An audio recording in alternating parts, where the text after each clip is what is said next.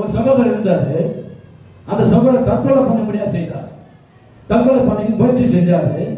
அப்ப தற்கொலை பண்ணுவதற்கு முன்பாக அவருடைய குரூப் போட்டோ எடுத்தார். அந்த குரூப் போட்டோவை சிஸ்டர் வச்சு கட் பண்ணி அவர் போட்டோ மட்டும் தனியா எடுக்க முயற்சி செஞ்சார். அப்படி இருக்கும்போது அந்த போட்டோவில் அவர் கையை பிடிச்சிட்டு அவர் தங்கச்சி ஒன்று நின்று இருந்தாராம். அப்ப எவ்வளவு கட் பண்ணி பார்த்தோம் அந்த போட்டோவை அந்த தங்கச்சி கையை கட் பண்ண முடியல.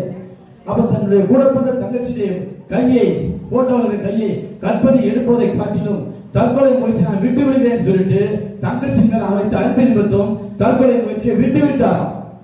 அல்லேலூயா. அதுதான் அன்பு, அதுதான் வெளிப்பாடு. எனக்கு ஒரு தங்கச்சி உண்டு. என் தங்கச்சி உங்களுக்கு எல்லாருக்கும் தெரியும். அது தங்கச்சி, அதாவது தங்கத்தின் மதிப்பு குறைந்து விடலாம். தங்கத்தின் மதிப்பு குறைந்து விடலாம், ஆனால் என் தங்கையின் மதிப்பு ஒரு நாள் குறையாது. காரணம் என்ன தெரியுங்களா? என் மேல் அவ்வளவு அன்பு, என் மேல் அவ்வளவு பாசம். இன்னைக்கு ஜாயிண்ட் ஃபேமிலி தான் இருக்கிற. நான் வேலை செய்யும் போது என் பிள்ளைகள் மெட்ரிகுலேஷன் படிச்சாங்க. நான் ஊழியம் செய்யறேன்.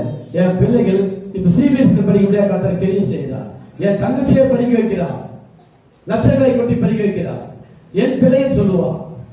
என் தங்கச்சி பையன் என்ன அப்பான்னு தான் சொல்லுவான். என் அம்மா, என்னுடைய மனைவி அம்மான்னு சொல்லுவான். அல்லேலூயா. இதான் கிறிஸ்துவின் அன்பு. அல்லேலூயா சொல்லுவா. இவங்களுக்கு மேல் தான், இவங்க மேல தான் கர்த்தர் பற்றுதலா இருப்பார். இவங்களை நோக்கி தான் ராஜாக்கள் நடந்து வருவார்கள். இவங்களை நோக்கி ஆசீர்வாதம் நடந்து வரும். உங்கள் மேல கர்த்தர் உதிப்பார். உங்கள் மேல கர்த்தரின் மகிமை காணப்படும். ஆமென் சொல்லுவோமா? அல்லேலூயா. அப்ப